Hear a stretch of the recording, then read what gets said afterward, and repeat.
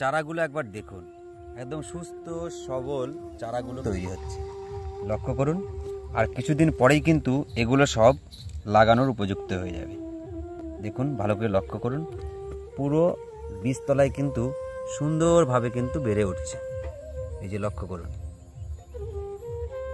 এবছর সুস্থ সবল চারা তৈরি করতে গেলে, অর্থাৎ পেঁয়াজের যে বীজ সেটাকে তৈরি করতে গেলে আমরা এই 2025 সালের যে আবহাওয়া বা ওয়েদার, সেই পরিস্থিতিতে আমরা কিভাবে বীজগুলো তৈরি করব, সেই সমস্ত বিষয়ই এক এক করে তুলে ধরব 6টি পয়েন্ট ধরে ধরে। তো চলুন আমি এক এক করে তুলে ধরি যে আমরা কিভাবে এই বীজতলা তৈরি থেকে শুরু করে একদম এই যে চারা রেডি, মানে বীজ লাগানো পর্যন্ত আমরা কোন কোন পরিচর্যা করব, সেই সমস্ত বিষয় এক এক করে তুলে ধরি। আমি অমৃত, আমার ইউটিউব চ্যানেল কৃষি সামগ্রী আপনাদের প্রত্যেককে স্বাগত জানাই। বীজতলা তৈরির ক্ষেত্রে 1 নম্বর পয়েন্ট যেটা হবে সেটা হচ্ছে জমিটাকে নির্বাচন করতে হবে। তাহলে আমরা কেমন জমি নির্বাচন করব সেটা হচ্ছে সবচেয়ে বড় বিষয়। দেখুন, আমরা সেই জমি নির্বাচন করব যে জমিতে একদম সকাল থেকে সন্ধ্যা পর্যন্ত, সূর্য ডোবার আগে পর্যন্ত যেন সূর্যের যে আলোটা সেটা যেন পড়ে, এবং জমির মাটিতে কোনো প্রকারের যেন জমিতে যেন জল জমে না থাকে, সেদিকে লক্ষ্য করতে হবে। আর মাটি হতে হবে হয় বেলে দোআঁশ মাটি, আর নাহলে দোআঁশ মাটি।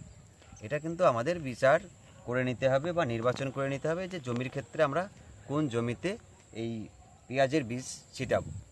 আর এর পাশাপাশি আমরা জমিটিকে যখন চাষ করব, রোটারে দিয়ে যখন চাষ করব, তখন চাষ করার পরে মাটিগুলো একদম মিহি করার পরে 2 থেকে 3 দিন জমিটিকে ভালো করে একদম শুকিয়ে নেব, যেন মাটি সাদা হয়ে যায়। অর্থাৎ এই যে শুকিয়ে নেওয়ার কারণ একটাই, সেটা হচ্ছে যে মাটিতে যে ব্যাকটেরিয়া বা যে ছত্রাকগুলো থাকবে, সেই ছত্রাকগুলো কিন্তু মারা যাবে এই সূর্যের তাপে। তো এই জন্য আমরা জমিটিকে 2 থেকে 3 দিন রোদে শুকিয়ে নেব।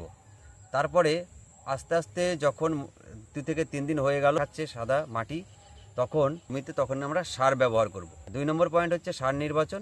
তাহলে সার নির্বাচনের ক্ষেত্রে আমরা কোন সার ব্যবহার করব? দেখুন, যদি আপনার জমি 5 কাঠা হয়, তাহলে সেই ক্ষেত্রে আপনি জমিতে যখন সার দেবেন তার আগে, এই যে আমরা যখন রেডি করে রাখছি রোদে, সেই সময় আমরা গোবর সার ছিটে রাখতে পারি প্রায় 50 কেজি মতো, বা আপনার যেমন সাধ্য তেমন আপনি দিতে পারেন।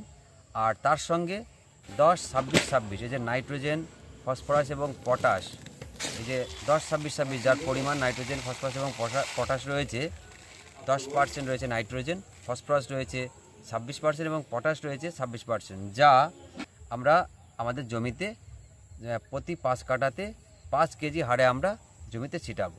আর এর সঙ্গে শুধুমাত্র ফসফেট চাইলে আপনারা 3 কেজি মতো ছিটাতে পারেন। তাহলে এই যে বীজতলাটা দেখছেন, এই জায়গা কিন্তু এই পরিমাণেই সার ব্যবহার করার হয়েছে, এবং বীজও কিন্তু ধীরে ধীরে কিন্তু বড় হচ্ছে, আর কয়েকদিনের মধ্যেই কিন্তু এটি লাগানোর উপযুক্ত হয়ে যাবে। তাহলে সার ব্যবহারটা হয়ে গেল।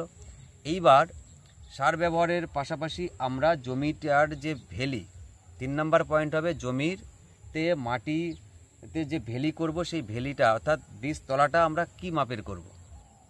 দেখুন, আমি দেখাচ্ছি বীজতলা তৈরির ক্ষেত্রে আমি দেখাবো। দেখুন, এই সাইডটা 3 ফুট চওড়ার একটি বেড রয়েছে, এবং তার পাশে এই সাইডটাও কিন্তু 3 ফুট চওড়ার একটি বেড।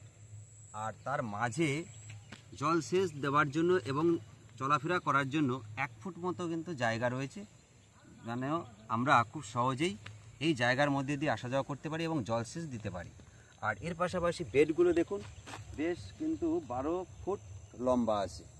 আর জল যদি অতিরিক্ত মাত্রায় হয়ে থাকে বা বৃষ্টি হয়, সেই ক্ষেত্রে জল বের করে দেওয়ার জন্য কিন্তু এই যে আল কেটে, মানে রাস্তা তৈরি করা আছে, যাতে জলটা খুব সহজেই বেরিয়ে যায়।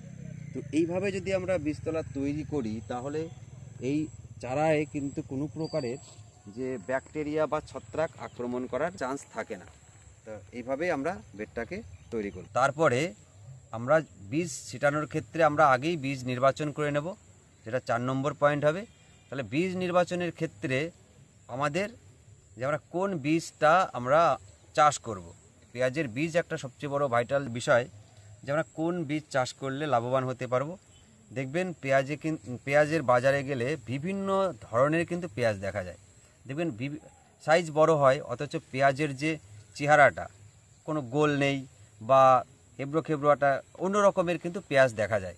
তাহলে পেঁয়াজের জাতের ক্ষেত্রে আমাদের আগেই ভেবে নিতে হবে যে কোন পেঁয়াজের বীজটা চাষ করব। দেখুন আমার গত বছরে ছিল সুখসাগর, তো এবছরও কিন্তু সুখসাগরের বীজটাই এই বীজতলাতে কিন্তু ছিটানো হয়েছে। এবারও সেই একই জাতের পেঁয়াজ কিন্তু চাষ করতে চলেছি, কারণ পেঁয়াজের এই সুখসাগরের জাতটা খুবই ভালো, কালার যেমন হয় তেমন কিন্তু সাইজও হয় এবং বাজারে এর চাহিদাও কিন্তু অনেক বেশি। তাই যদি আপনারা এই পেঁয়াজের বীজ সুখসাগর নিতে চান তাহলে 1 কেজি পেঁয়াজের বীজ নিলেন এবং সেটিতে 2 গ্রাম মতো কার্বনডাজিম নেবেন এবং সুন্দর করে মিশিয়ে, অর্থাৎ ভালো করে মিশিয়ে নিয়ে তারপরে আপনি 12 ঘন্টা মতো বীজটাকে ভিজিয়ে নেবেন।